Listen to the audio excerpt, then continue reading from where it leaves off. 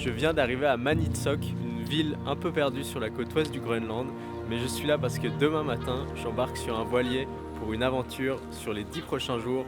L'idée c'est de naviguer au nord, de skier, de découvrir le Groenland, de se faire plaisir, de voir des choses incroyables, et je me suis dit pour la première fois que c'était la bonne occasion de vous emmener avec moi. Je suis ici avec un groupe de 7 personnes, c'est Gabe, un ami guide avec qui j'avais déjà été en Antarctique une fois et en Alaska une fois, qui m'a proposé de se joindre à eux sur ce voyage parce qu'il y a des places qui se sont libérées dernière minute. Et donc il y a 3 jours, littéralement il y a 3 jours, je reçois un appel pour me proposer de venir là. Bien sûr, impossible de refuser. Donc je m'arrange et me voilà.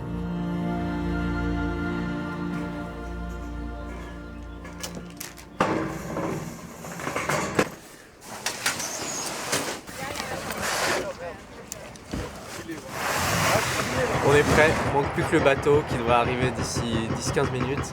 Après on embarque tout le monde, on part au nord et début de l'aventure. Notre bateau arrive, ça concrétise direct la chose. Ça fait longtemps que j'ai pas été sur un voilier, j'espère que j'aurai pas trop le mal de mer au début. Mais en tout cas, je me réjouis trop.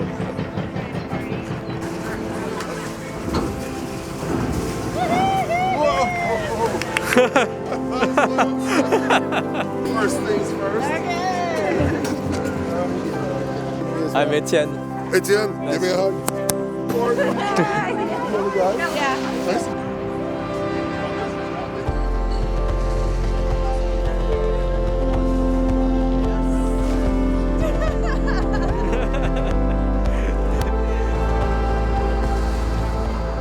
Avant d'aller trop loin, il faut que je vous présente mes compagnons d'aventure.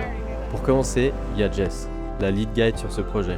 Elle vient tous les ans depuis 2019 au Groenland et connaît donc très bien le terrain sur lequel on évoluera. Et c'est aussi elle qui organise ce voyage. Ensuite, il y a Gabe, aussi guide, c'est lui qui m'a invité à venir ici avec eux. Ils travaillent ensemble, notamment en Alaska, et se complètent très bien sur le terrain. Et puis, il y a Morgan, la troisième guide sur ce voyage, aussi américaine. Ensuite, il y a Katia, Alex et Shelby, 3 mordus d'aventure qui sont venus comme moi découvrir le Groenland. Et finalement, Nick et Stella. Ils sont norvégiens et sont les propriétaires de Skydancer, le voilier sur lequel on passera les 10 prochains jours. Ce sont nos hôtes et ça fait 3 ans qu'ils naviguent au Groenland tous les printemps pour ce genre de voyage ski and sail. Ils connaissent donc aussi très bien la région dans laquelle on va s'aventurer.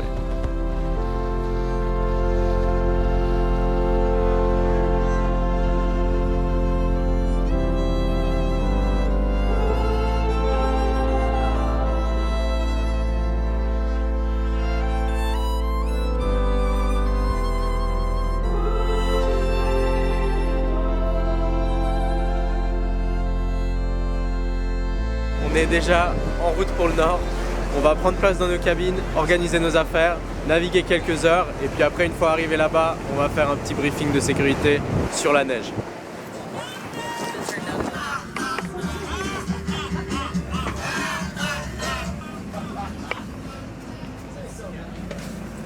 Whoa. Yeah. Gorgeous, huh? You're like, I love it. Etienne, So that's us. what do you want, buddy? You want the bottom or the top? I don't mind actually. I don't mind either. You can choose. Okay, we're gonna go every other night. Voilà notre cabine avec Gabe. On a un petit rangement ici. Quelques endroits pour suspendre nos habits de ski. Et voilà, 10 jours ici.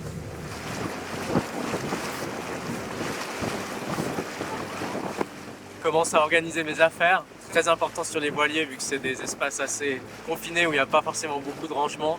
Du coup, je prends que mes habits en bas et puis tout ce qui est lié au ski, ça restera ici dehors. Donc c'est pour ça que tout est assez bien organisé. Comme ça prend pas beaucoup de place en bas.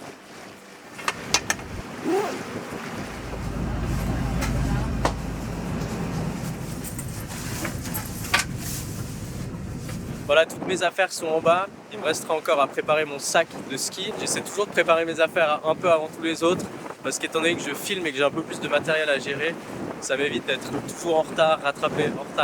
Donc j'essaie toujours d'être le maximum proactif pour éviter de ralentir tout le monde. Même si je filme et que souvent les gens sont OK avec ça, je préfère toujours être proactif et embêter les gens le moins possible. Pour ce voyage, on navigue sur le Skydancer, un voilier de 23 mètres taillé pour les environnements polaires. Il est construit en acier et en aluminium spécialement pour affronter les glaces. Il est solide, fiable et capable d'atteindre des endroits où très peu de voiliers osent s'aventurer. Il a 5 cabines et une capacité d'accueil de 12 personnes, et il est vraiment conçu pour vivre en autonomie, éloigné de tout, mais quand même dans le confort. Nick et Stella étant scandinaves, l'intérieur est hyper cosy et spacieux. Les espaces communs donnent envie de partager des bons moments, et c'est une immense chance et un énorme plaisir de pouvoir faire une aventure sur un bateau comme celui-ci.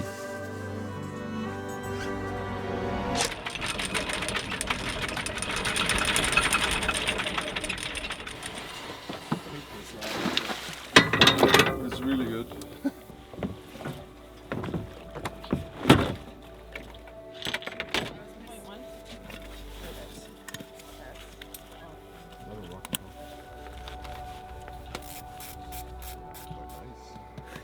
Next few days. On est en train de se préparer pour notre première sortie à ski. Ça va être assez tranquille a priori, on a surtout une approche à faire pour trouver un spot pour faire le briefing de sécurité crevasse, d'autres basiques de sécurité un peu pour le ski ici au Groenland. Donc a priori journée assez tranquille, mais regardez-moi cette météo. Apparemment il a fait moche les 2 dernières semaines et là c'est royal. C'est difficile à croire que je suis là. Tout s'est fait tellement vite que j'ai de la peine à réaliser pour le moment. C'est incroyable.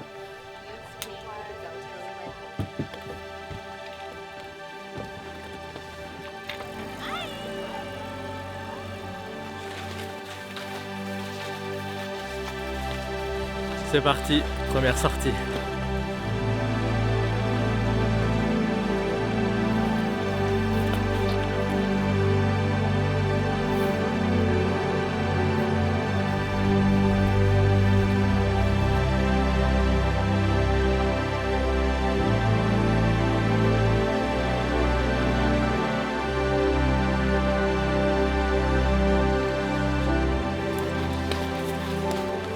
C'est tellement incroyable d'être là. En fait, entre ces aventures que j'ai la chance de vivre, j'ai tendance à oublier, en fait, je crois, à quel point je me sens bien dans ces endroits et dans ces environnements. Et dès que j'ai la chance de repartir ou de revivre ce genre de truc, le premier jour, là, dès qu'on a mis le pied sur le voilier, j'étais là, waouh, c'est tellement bien. Même sans avoir rien fait encore. Mais là non plus, on fait pas du ski extraordinaire. On cherche juste de la glace pour faire notre briefing de sécurité. Et juste ça, en fait, ça me rend tellement heureux. Et surtout d'être dans l'immensité de cet endroit. Regardez comme c'est énorme. C'est incroyable. Je suis hyper reconnaissant d'être là.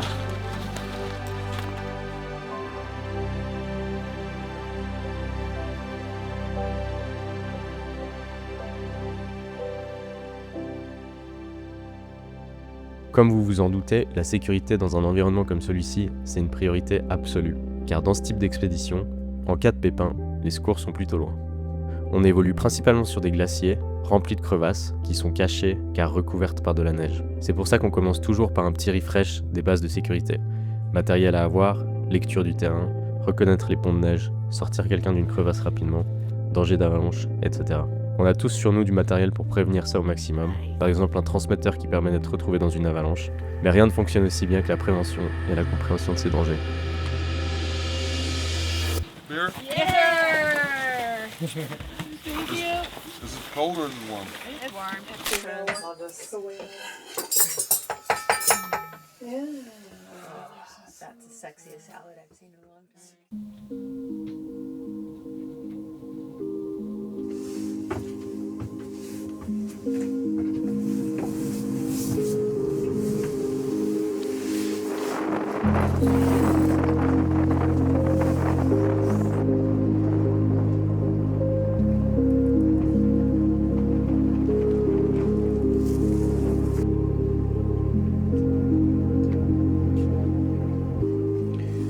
Jour 2, on a passé la nuit ici. Il fait pas très froid, ce qui fait qu'il a plu cette nuit. Donc pas top pour les conditions de neige. Là, on attend un peu de voir si on bouge plus loin dans cette fjord ou si on essaie de ressortir pour aller plus au nord, étant donné que les conditions neigeuses ici ont l'air vraiment pas très convaincantes. café. On va prendre le petit déj en bas, discuter avec le capitaine, les guides, et puis voir un peu ce qu'on fait. Ce qui est sûr, c'est que pendant ces aventures, on peut imaginer tout ce qu'on veut, faire tous les plans qu'on veut. Ça marche jamais comme ça, on est toujours hyper flexible. Et c'est ce qui fait que c'est hyper cool aussi.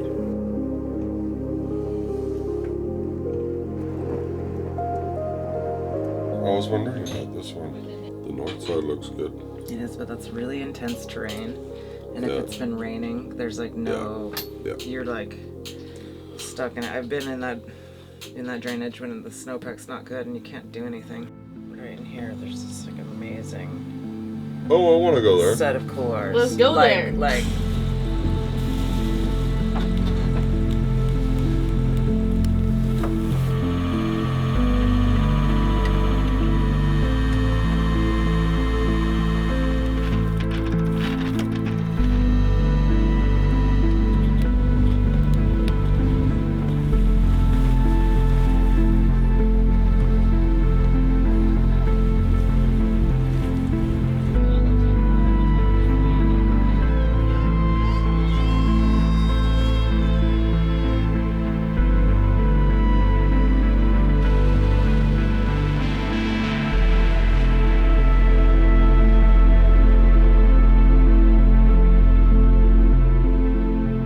Le plan d'aujourd'hui, c'est un peu précisé. On est en train de naviguer en direction du nord pour changer de fjord, aller plus au nord, dans un endroit où il fait apparemment plus froid et du coup la neige serait meilleure. Donc on a 8 ou 9 heures de navigation devant nous. Donc ça c'est le plan pour le moment, mais on ne sait jamais. Là par exemple il y a beaucoup plus de vent que prévu, donc on va s'ancrer un petit moment, prendre le dîner et puis continuer après. Et aussi le ciel se découvre, il y a des paysages qui sont juste incroyables.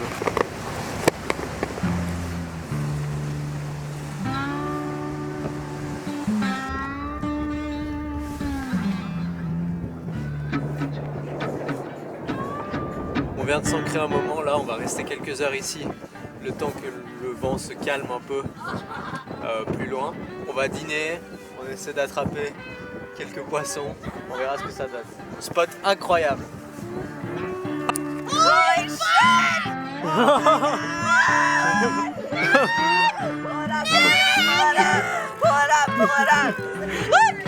That's a very nice car. That's wow. Yeah. Nice! Good job!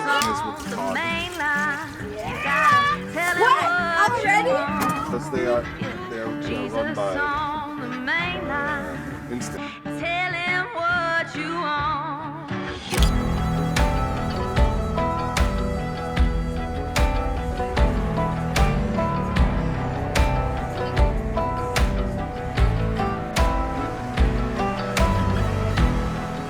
Le vent s'est calmé, donc on est reparti. On a pris un peu de retard sur ce qu'on pensait, mais ça change pas grand chose. Je pense qu'on va continuer jusqu'à cette nuit à naviguer.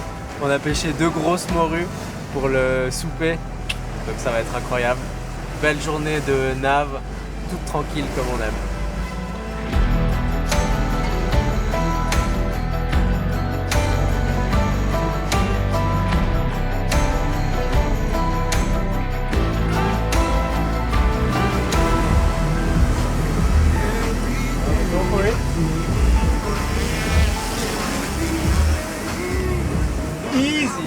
Easy. Shit scared of this thing.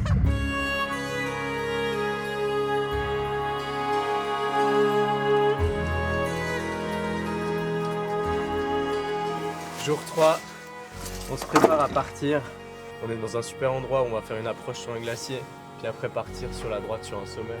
A priori, on verra tout le ice cap du Groenland. Ça va être assez spectaculaire, je pense. Je suis testé.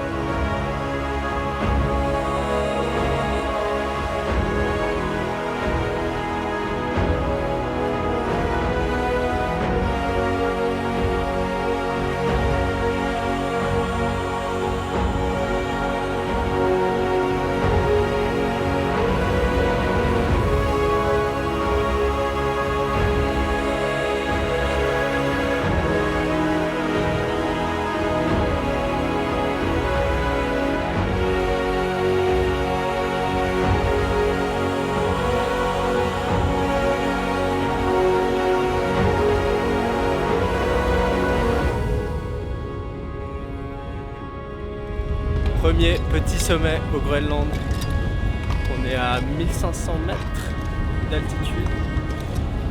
Panorama assez incroyable, je dois dire. Regardez ça. Du coup maintenant on va passer en mode ski et redescendre jusque dans le fjord là-bas. Une jolie longue descente avec une vue pas mal.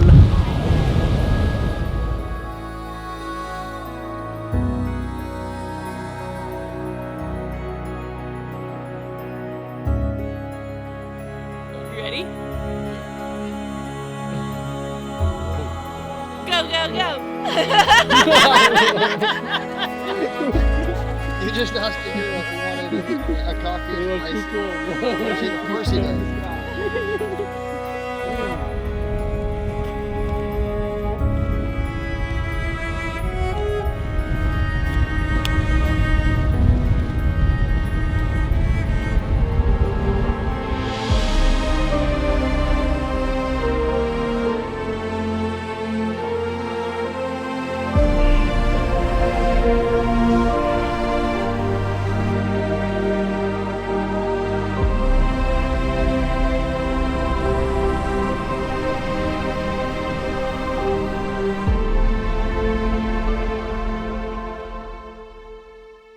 What's in there, Nick?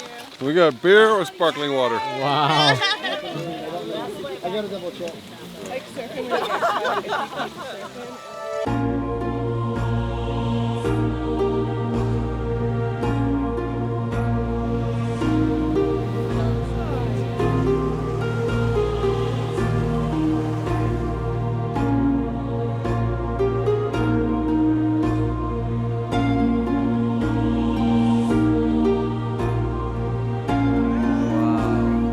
Thank you.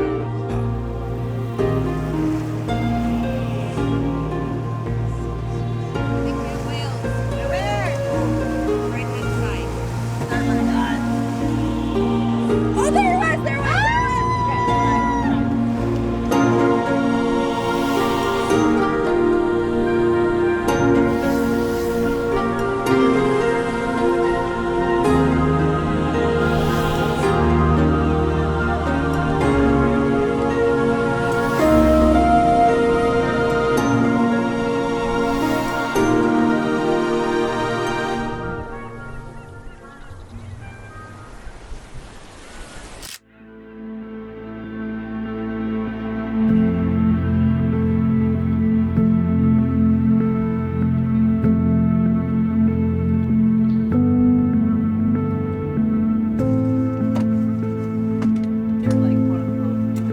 Nouvelle journée où il fait hyper beau. Il y a de nouveau pas un nuage, c'est incroyable. Il fait un peu plus froid, ce qui est hyper bien pour la neige parce que dépendant des faces, elle était vraiment chaude les derniers jours. Là, l'objectif, c'est de faire un ou deux des couloirs qui sont derrière moi. On les voit pas très bien depuis ici, mais on va prendre l'annexe pour aller plus proche, faire un peu de la reconnaissance et choisir lequel on fait. Ce matin, j'ai un peu d'avance, du coup, j'en profite pour vous montrer le matériel que j'ai dans mon sac, si jamais ça intéresse certaines personnes. Du coup, on a toujours une radio, on en a chacun une. Elle est toujours suspendue sur l'avant du sac, facilement accessible. De l'autre côté, j'ai un piolet, aussi relativement facilement accessible. Les pots de phoque, bien sûr, pelle et sonde à l'avant du sac. Ensuite, chacun transporte aussi de l'eau, des snacks et un ou deux sandwichs en fonction de la longueur de la journée qu'on fait. Et puis après, à l'intérieur, chacun a plusieurs couches au cas où la météo changerait ou s'il y a du vent quand on arrive au sommet. Donc moi, en l'occurrence, là, j'ai une petite plume, une grosse plume, un gilet en laine et une shell. Après, j'ai aussi casque et masque de ski que je mets en principe quand on est au sommet pour redescendre. Là, aujourd'hui, je pense que je le mettrai directement en bas vu qu'on est dans des couloirs où il y a pas mal de chutes de roches. Puis après, moi, j'ai encore tout ce qui est caméra. Donc ma caméra principale que je clippe à l'avant de mon sac ici, toujours accessible. Et puis dans mon sac, j'ai mon drone, les batteries de rechange et une caméra 360 que je mets sur le côté du sac pour filmer mon point de vue. Et puis finalement, on a bien sûr toujours crampons et couteaux pour les skis dans le sac. Là, en l'occurrence, on va les mettre probablement dès le départ, les crampons, avec les skis sur le côté pour monter tout le long du couloir.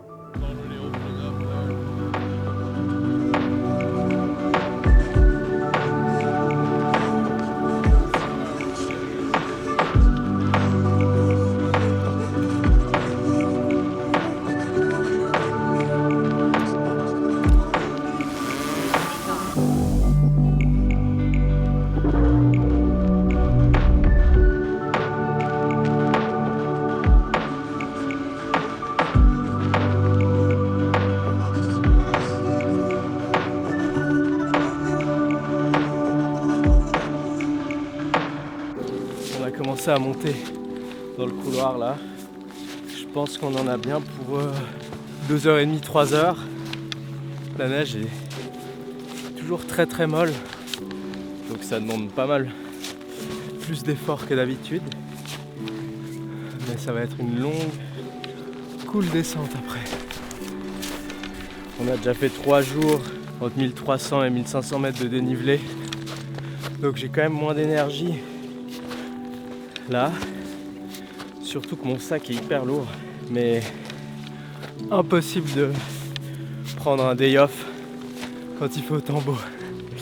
On continue, c'est magnifique.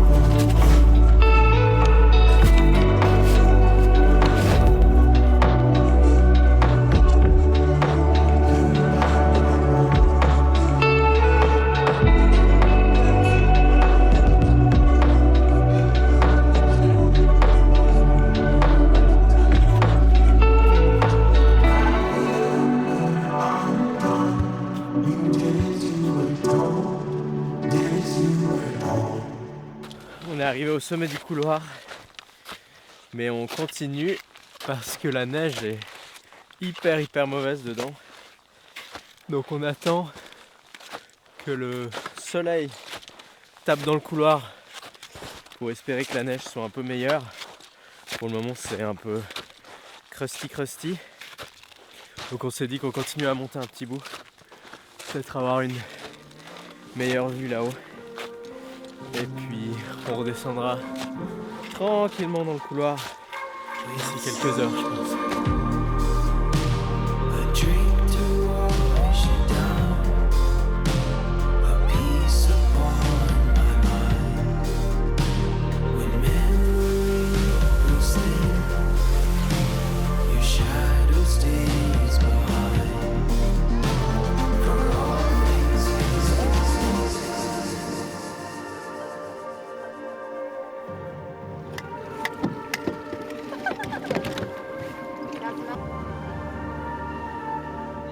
Cheers.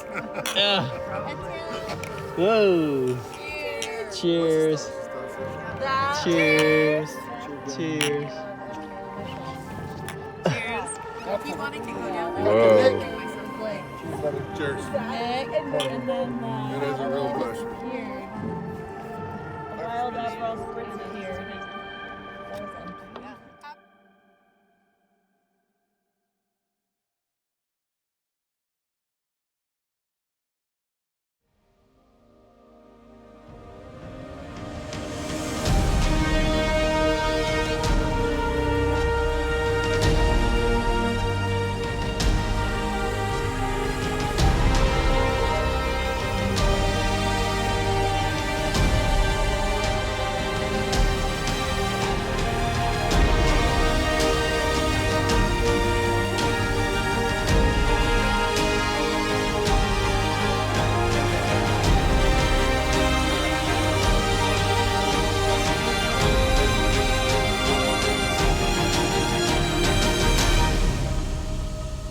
Aujourd'hui, matinée un peu plus calme, on a dormi à quelques kilomètres de ce glacier et du coup ce matin on s'est dit que ce serait cool de se rapprocher pour voir l'avant du glacier un peu plus proche. On apprécie juste ce paysage incroyable.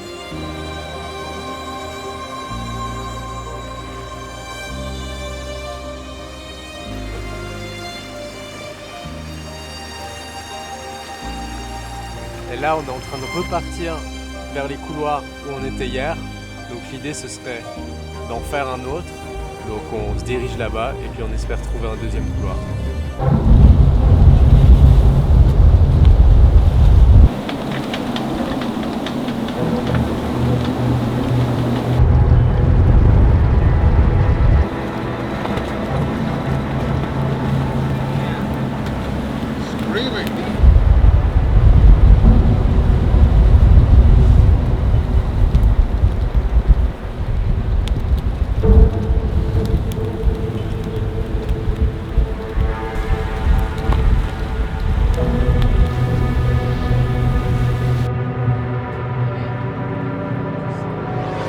Bon,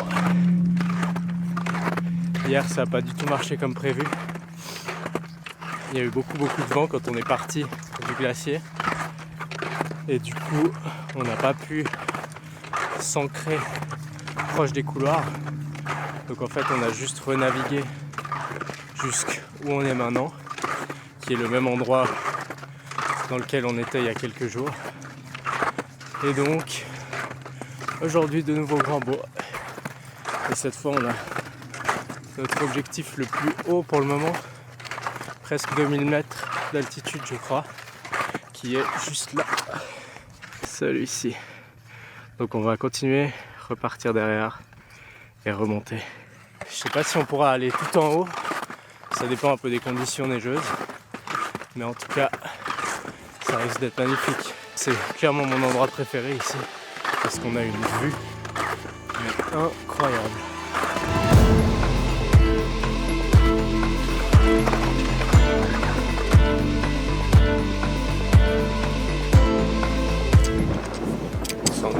On est à 750 mètres, donc il reste encore 1200 mètres à peu près.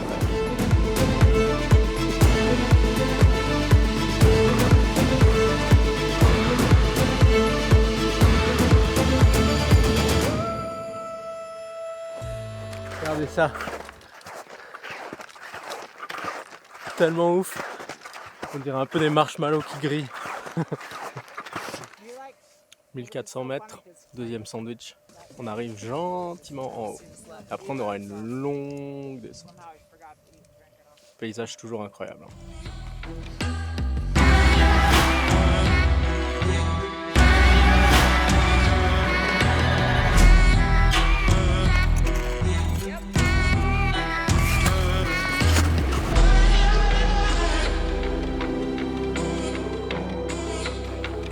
C'est espacé un peu, il y a pas mal de crevasses, mais on ne s'est pas encore encordé.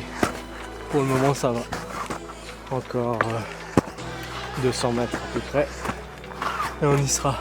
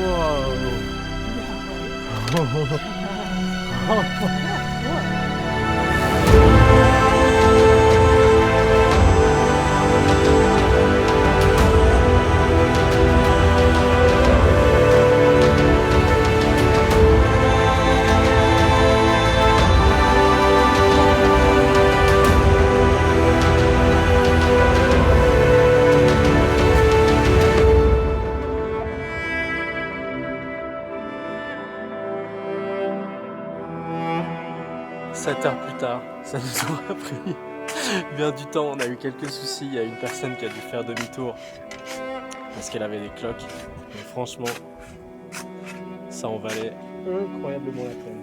J'ai rarement vu une vue pareille, et la bonne nouvelle c'est qu'on a 2000 mètres de ski maintenant pour retourner au bateau.